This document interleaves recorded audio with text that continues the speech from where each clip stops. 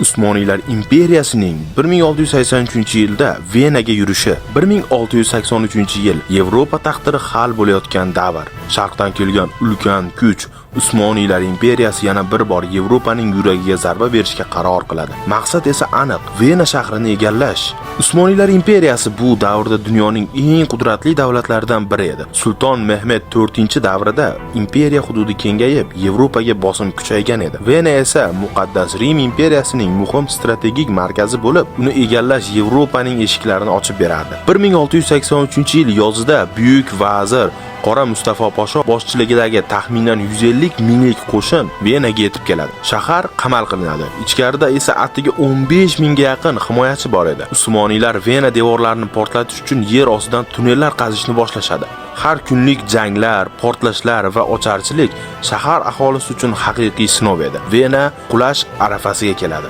Ammo kutilmagan hodisa ro'y beradi. Yevropa davlatlari birlashib Venaga yordam qo'shini yuboradi. Polsha qiroli Yan Sobieski boshchiligidagi ittifoqchi kuchlar Venaga yaqinlashadi. 1683-yilning 12-sentyabrida Vena yaqinida hal qiluvchi jang bo'lib o'tadi. Sobieski boshchiligidagi qo'shinlar tepaliklardan hujumga o'tadi. Tarixdagi eng katta otliq hujumlardan biri aynan shu jangda amalga oshiriladi. Natijada esa Usmoniylar armiyasi mag'lubiyatga uchraydi. Qora Mustafa Pasho chekinishga majbur bo'ladi. Bu mag'lubiyat Usmoniylar imperiyasining Yevropadagi kengayishiga jiddiy zarba beradi. Vena qamali nafaqat bir jang, balki tarixiy burilish nuqtasi edi. Aynan shu voqeadan so'ng Usmoniylar imperiyasi asta-sekin mudofaa holatiga o'ta boshlaydi. Agar Vena o'sha payt egallanganda, balki bugungi Yevropa xaritasi butunlay boshqacha bo'lishi mumkin edi.